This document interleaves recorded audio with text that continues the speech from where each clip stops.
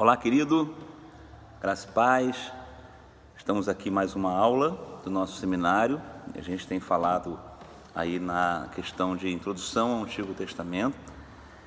E aí, só lembrando um pouquinho do que a gente falou, do que a gente vem conversando, né? A gente vem falando sobre a estrutura lá do livro de Gênesis. Falamos do capítulo 6 ao 11, depois viemos falando dos patriarcas.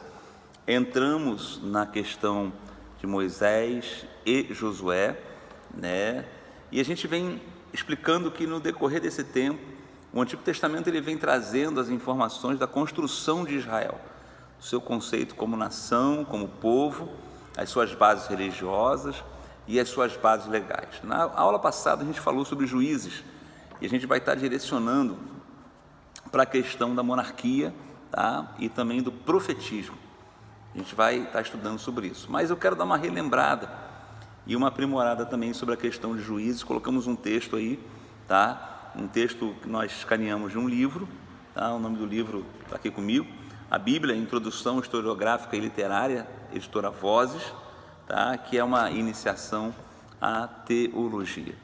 Então vamos lá, quando a gente fala do livro de Juízes, a gente está falando de um tempo que a gente pode chamar de tribalismo. Foi quando Israel ele se assenta ali na região de Canaã e ele começa a governar e a exercer um modelo de governo tribal, tá? E esse Israel tribal, ele vai destoar de todas as nações cananeias, de todas elas, tá? Porque todas elas tinham um rei, e um rei cuja monarquia era dinástica. Ou seja, o pai, né, gerava o filho que sucedia o pai, e assim ia família por família reinando sobre aqueles povos. Israel não. Israel era uma rede de tribos. Era uma rede de tribos governada por um juiz, ou seja, a sua liderança ela era temporária e não era hereditária. Quando a gente lê o livro de Juízes, você vai perceber que um juiz não tinha nada a ver hereditariamente, não tinha uma ligação familiar, uma ligação consanguínea, uma ligação, assim, podemos dizer, de hereditariedade, mas foram pessoas cuja liderança ela foi temporária, e não somente assim, além de ela ter sido temporária, foram em períodos espaçados do período de juízo. Por exemplo, quando um juiz liderava, e ele morria, havia um lapso temporal entre a morte daquele juiz anterior e o próximo juiz, o levantamento, a ascensão do próximo juiz, tá? Então, como é que era o sistema de governo de Israel na época do livro de Juízes? Tribalismo, tá? Tribos, uma rede de tribos governadas por um juiz que era levantado de tempos em tempos, ou seja, era uma liderança temporária e não hereditária, ok? Na medida que a liderança dos juízes era levantada, ela era baseada também, né, podemos dizer assim, alicerçada também na questão religiosa. Lembre-se que Israel é uma nação governada por Yahvé, é o Senhor quem governa Israel, não há um outro governo, é uma teocracia pura, tá? Então dando respaldo à liderança dos juízes, existem em Israel os santuários, que vão fazer com que, se você crê em Yahvé, se você adora o Senhor, você precisa adorar em algum lugar. Então haviam santuários que eram ligados por estradas, santuários esses muitas das vezes no meio das montanhas, né, na parte remota de Israel. Entre Dan e Berseba, a gente tinha vários santuários que eles agrupavam o povo em torno de uma adoração ao Senhor. Por exemplo, Siló ou Silo, né, era um santuário muito importante, porque ali estava a arca do Senhor. Então a arca estava em Silo. Então havia um grande ajuntamento de pessoas que iam a Silo para adorar e consultar o Senhor, né? Masfa, por exemplo, era um outro santuário, e era o lugar onde Israel se reunia, as tribos. Israel Quando a gente fala Israel, tá, gente? Coloque isso na sua mente, não é uma nação, não é um povo, é um ajuntamento de tribo.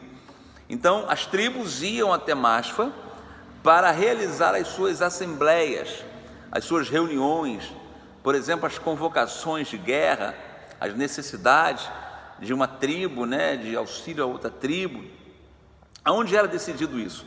Em Masfa, tá? Havia Siquém, já deve ter ouvido falar do santuário de Siquém, né? Isso vai se lembrar da aliança que Deus fez com Israel. Betel, lembra de Betel? Está ligado a Jacó, tá? Hebrom também era um santuário muito importante, e Hebrom, na verdade, ele ficava no reino, né, no espaço geográfico, reino não, no espaço geográfico da tribo de Judá, e ele vai remeter a quem? A Abraão. Tanto Betel faz menção ao patriarca Jacó, como Hebrom vai fazer também menção ao patriarca Abraão. Vocês vão se lembrar que lá na monarquia, quando Davi ele começa a consolidar o seu reino em todo o seu reinado, em todo Israel, ele reina em Hebrom. O que era Hebrom? Um território de santuário, de peregrinação, tá? De adoração, que ficava onde? Nos domínios da tribo de Judá. Ok? Então vamos lá, só para a gente fixar um pouquinho isso. Os santuários eram importantes naquela época, porque eles respaldavam a liderança temporária dos juízes, né? Então, de Dan a Berseba, haviam vários santuários, Silo ou Siló, onde estavam a arca do Senhor, Masfa, onde eram realizadas as assembleias, Siquém, lembrava da aliança, tá, de Deus com Israel, Betel, fazendo menção ao patriarca Jacó, né? E Hebrom, fazendo menção ao patriarca Abraão, nos domínios da tribo de Judá. Ok, gente? Até aí tranquilo? Beleza? Essa aula a gente não vai alongar muito, porque a gente vai estar só complementando a aula passada a respeito do livro de Juízes, para a gente poder entrar. E eu já estou postando aí, já está escaneado, já estou colocando também o outro texto escaneado, que vai falar de monarquia e profetismo, tá bom? Mas é importante a gente entender isso aqui, porque o livro de Juízes, ele vai nos dar uma base política historiográfica para a questão da monarquia em Israel, tá bom? E aí, nesse contexto tribal, qual era o espaço social mais importante? Não era o santuário. O santuário era o espaço religioso, mas o espaço social mais importante era a família.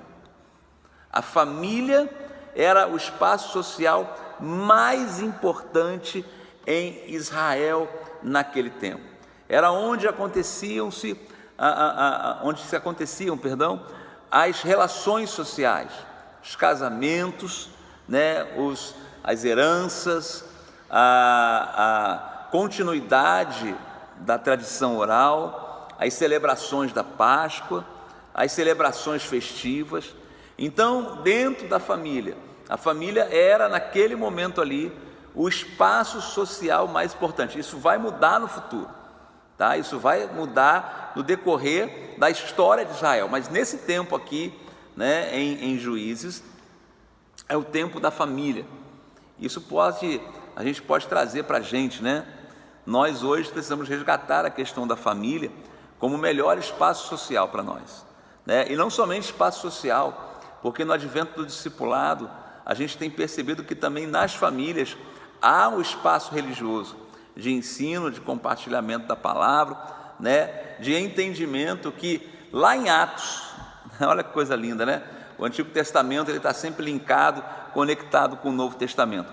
Lá em Atos vai dizer que a igreja se reunia onde? Nas casas, né? Partia um pão de casa em casa, Atos capítulo 2, capítulo 3, início ali da igreja primitiva. Mas vamos voltar aqui para o Antigo Testamento. Então, qual era o espaço social mais importante no livro de Juízes? Família. Família, o clã. Havia um chefe do clã, havia um chefe patriarcal dentro daquela família, e era ele que liderava aquele clã, aquela família. E aí esse clã possuía uma terra. Ou seja, Israel dependia economicamente do sustento que era produzido no campo, dos seus rebanhos, mas principalmente das suas colheitas. E a terra foi repartida lá em Josué. Não sei se você já leu isso na Bíblia, mas lá no livro de Josué acontece o quê? A divisão, o repartir das terras por herança a cada tribo, não é? E aí cada tribo tem a sua terra, cada família tem a sua terra, a sua porção de terra para cuidar dela, para plantar, dali tirar o seu sustento e também a sua subsistência, porque a plantação, né, o gado, aquilo tudo era transformado em moeda de troca, né, em dinheiro, em recursos, para que aquela família pudesse prosperar e se tornar cada vez mais próspera. Mas escute uma coisa, no período de Juízes, a terra não pertencia a nenhum juiz, muito menos a um rei.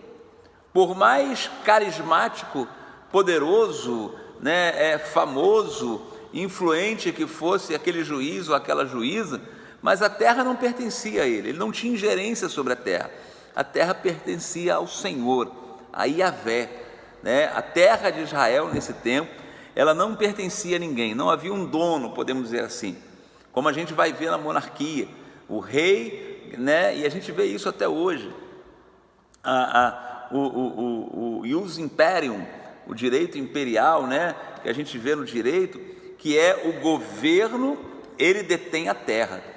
Você pode falar assim, pastor, mas isso não existe. Existe sim. Você já deve ter visto quando a prefeitura quer fazer uma obra, ela começa um trabalho de desapropriação de casas. E aí o que é desapropriação? É o governo exercendo o poder de império dele e dizendo o seguinte, você vai ter que abandonar a sua casa, porque aonde está a sua casa, nós vamos passar uma rua, tá? Ou seja, o terreno, mesmo que você tenha RGI, tenha a sua casa ali há tantos anos, se o governo quiser, ele exerce o poder dele e tira você dali, claro, né? Tem coisas legais, situações legais, indenizações hoje, né? Mas a terra pertence ao governo, à nação. Em Juízes não.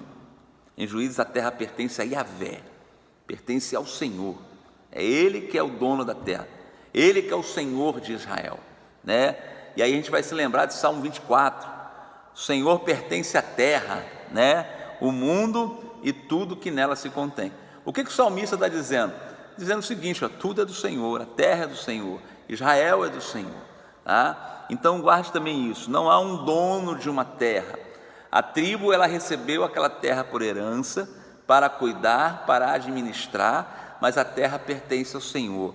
Linkando com o Novo Testamento, você vai ver isso quando Deus fala dos dons da igreja, né? Então, na verdade, o que acontece?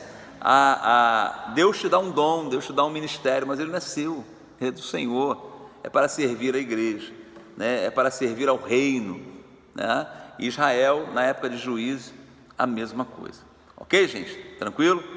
Vamos continuar. Mas todo o sistema, ele tem uma curva de ascendência, atinge um pico, e depois o que ele faz? Ele começa a um período de decadência. Sistema tribal, a mesma coisa.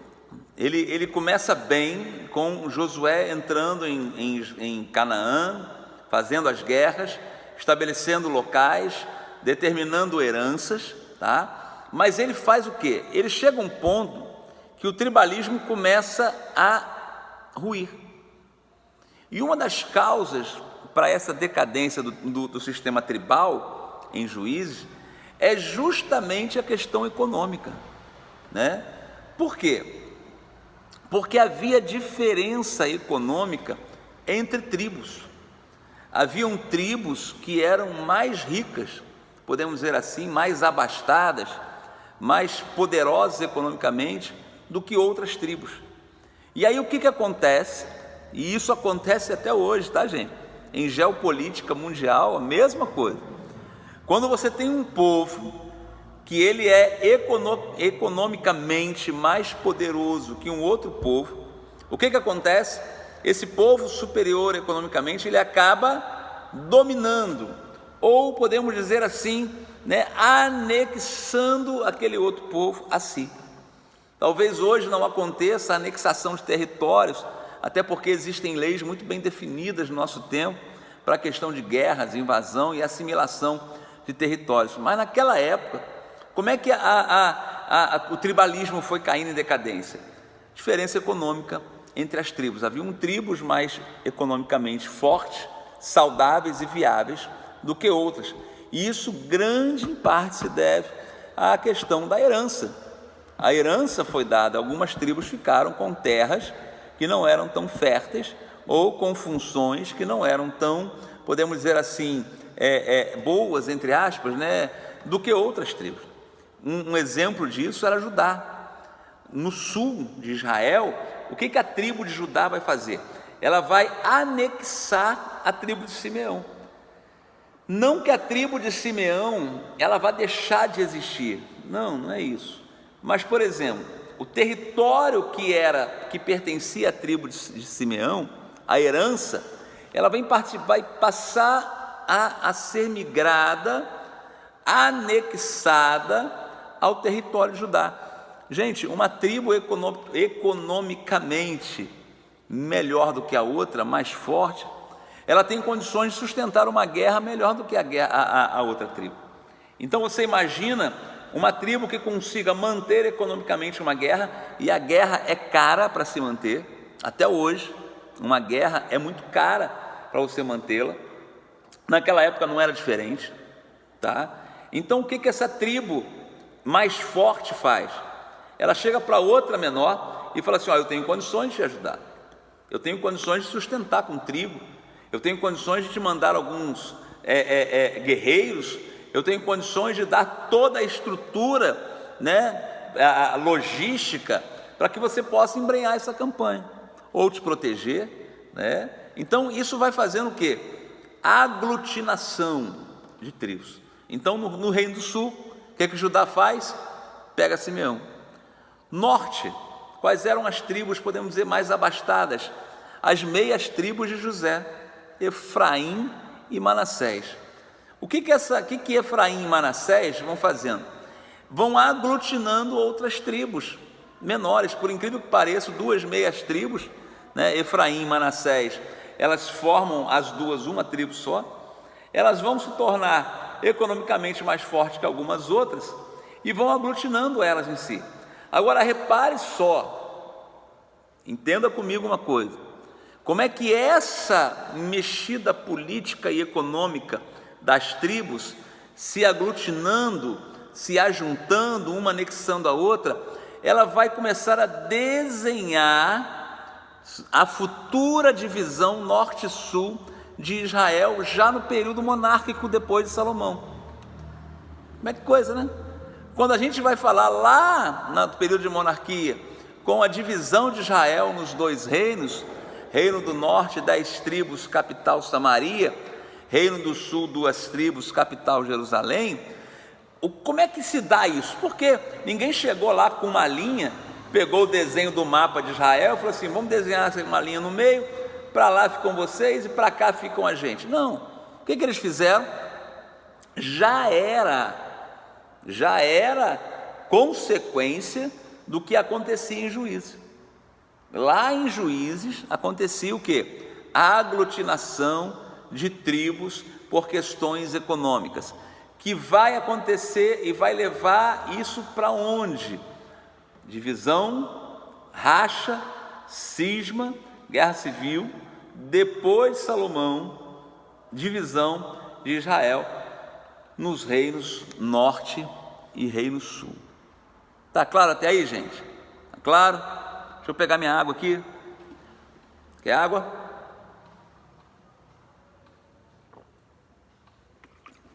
Vamos hidratar e vamos continuar. Claro? Como é que se deu essa questão? As aglutinações, diferença econômica entre tribos, isso acontecia mesmo. Haviam clãs mais fortes do que as outras, famílias mais fortes do que as outras, famílias que anexavam outras famílias para serem escravas devido ao não pagamento de dívida. Isso acontecia. Se bem que em Israel a escravidão nunca era eterna, o escravo ele trabalhava por um tempo, depois ele deixava de ser escravo. Haviam leis, isso não somente Israel, tá, gente? Outros povos da antiguidade tinham esse mesmo entendimento de você ter leis que tinham um tempo que você perdoava todas as dívidas e igualava todo mundo. Isso não era apenas coisa de Israel, não, ok? Então essa questão econômica, começando nas famílias, tribos, vai fazendo essa aglutinação e vai nos apontar lá para o racha da monarquia. E aí o que acontece? A gente termina essa aula entrando na questão literária do livro de Juízes, tá? O modelo de escrita, de relato, é o que a gente conhece como saga. O que é uma saga? A saga é uma memória dos feitos de alguém ou de um povo, tá? Então, se a gente for ler o livro de Juízes, o que você vai ver ali? Um relato muito claro da consequência da queda espiritual de Israel. Não havia rei, cada um fazia o que queria. Isso levou a consequências terríveis, afastamento da lei, afastamento da adoração a Yahvé. Vai trazer como consequência o quê? A desobediência, que vai tornar Israel vassalo, escravo, né? e de outros povos. Por que Israel se entrega muito facilmente a isso? Porque ele já tinha uma herança, né, geracional de ser escravo do Egito. A gente não está falando aqui de um tempo muito grande entre a saída do povo do Egito, a morte de Moisés, a morte de Josué e o período dos juízes. O povo ainda tinha, a memória estava lá no Egito. Então, para Israel, se tornar servil de outro povo era algo comum, algo normal para eles, tá? Mas só que isso aconteceu por quê? Por conta da desobediência. Deus sempre deu informações claras sobre o que Israel deveria fazer. Quando Israel desobedece, Deus começa a trazer a consequência. Irmãos, isso não mudou hoje, isso não mudou. Deus nos dá entendimento sobre a sua palavra, o que é certo, o que é errado. Tanto que chega um ponto na palavra que Deus fala assim, precisamos separar o que é santo do que é profano. Quando a gente não segue o Senhor, a gente começa a ter o quê? Consequências na nossa vida, consequências do nosso pecado, da nossa desobediência, da nossa rebeldia. Aconteceu a mesma coisa com Israel. E aí, quando acontecia isso, se levantava o juiz, liderança temporária e não hereditária, para julgar e governar o povo nessas épocas de crise. Qual é o estilo literário desse relato? Saga, memória dos feitos, tá? Memória dos feitos dos juízes e da juízas, né, podemos dizer assim, tá? Que era, na verdade, uma lembrança coletiva tribal. Era uma lembrança coletiva, todo mundo tinha lembrança daquelas histórias, todo mundo tinha lembrança do que acontecia, todo mundo.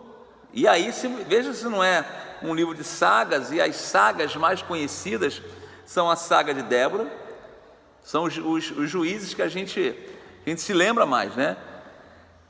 Débora, Gideão, Jefté e Sansão. São esses os juízes que a gente vai estar se lembrando, são esses que a gente vai estar na nossa mente. É claro que tiveram outros, Otoniel, Eude, né? Tem um juiz também com esse nome, mas se a gente for pensar, quando você fala assim, me diz um juiz, vem Sansão, vem Débora na sua cabeça, Jefté e Gideão, né?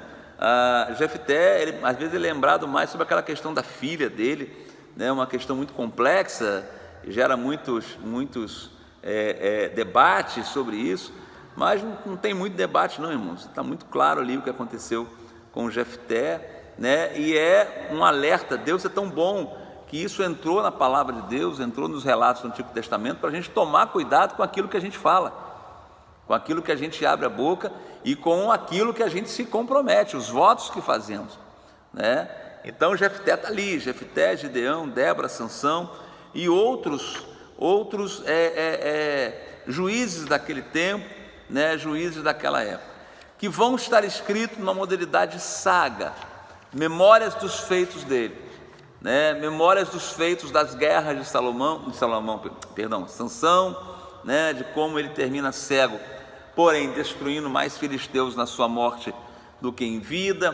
Nós vamos lembrar de Débora e Baraque, né, e ali a Jael e Sísera, todo aquele contexto ali. A gente vai se lembrar de Jeão e seus 300, nós vamos lembrar de Jefté, né, o filho de uma prostituta. Então a gente vê essas coisas. E essa ideia de uma saga, a base literária, né, o formato literário, podemos dizer assim, a forma de escrita, é ela que vai basear e nortear os escritos de Samuel, 1º e 2º Samuel, que vai falar sobre o quê? Instauração da monarquia, decadência total do tribalismo, decadência total do sistema de governo tribal baseado em juízes, liderança temporária e não hereditária, tá? E a instauração da monarquia em Israel, que a gente vai começar a ler sobre isso e ver sobre isso. Junto com a monarquia aparece, né, um estilo que a gente chama de profetismo, tá? Que é um estilo também literário, mas também um estilo de você transmitir a mensagem de Yahvé. Todo rei tinha profetas sob sua responsabilidade, né? Havia na sua corte real os profetas, aqueles que profetizavam, aqueles que conheciam os mistérios, aqueles que ouviam o Senhor e aqueles que diziam para Deus, para os reis, a vontade e os desígnios de Deus. Por isso que Deus, há um versículo na Bíblia que diz: crede nos seus profetas e prosperareis, tá? Então a gente vai estudar sobre isso, a questão da relação entre a monarquia e o profetismo, ok, gente? Esse é o próximo vídeo que a gente vai estar colocando na próxima aula. O texto sobre profetismo e monarquia vai estar sendo colocado daqui a pouquinho, tá? Quando você receber essa aula, possivelmente ele já vai estar na plataforma. Dá uma lida, tá bom? Que vai ter trabalho sobre esse texto, tá bom? Deus abençoe, tá? Recomendações: fique em casa na medida do possível, claro, se você faz parte do grupo de trabalhadores que precisa sair, né? Segurança pública, saúde, basicamente são esses, mas muitos fazem parte do grupo de pessoas que estão saindo para trabalhar, funcionários de supermercados, de farmácias, né? E tantos outros aí. A gente coloca esses irmãos, essas pessoas nas mãos do Senhor, e que esse tempo seja um tempo breve, em nome de Jesus, né? Que a gente volte logo a ter as nossas aulas presenciais e estejamos em oração, né? Oração para que isso passe. Para a gente, aqui no Brasil, a questão de quarentena é uma coisa nova para a gente, né? Mas é muito comum em outros países, quando chega a determinadas épocas, por exemplo, na América do Norte, na transição de temporada, de estações, verão e outono, por exemplo, que é o que a gente está vivendo agora, outono para inverno para primavera, algumas escolas ficam fechadas por um tempo, né, às vezes 1 a 2 semanas, para evitar, né, alergias e outras doenças do trato respiratório. Para a gente é novo isso aqui, mas que não seja eterno e que a gente nem se acostume com isso. Que a gente possa estar orando, clamando para que isso passe, em nome de Jesus. Que o Senhor te abençoe, que o Senhor te guarde. Estou orando por você e ore por mim também. Amém? Graça e paz. Faz os trabalhos. Qualquer dúvida, manda mensagem, tá bom? Que a gente está à sua disposição. Deus te abençoe. Graça e paz.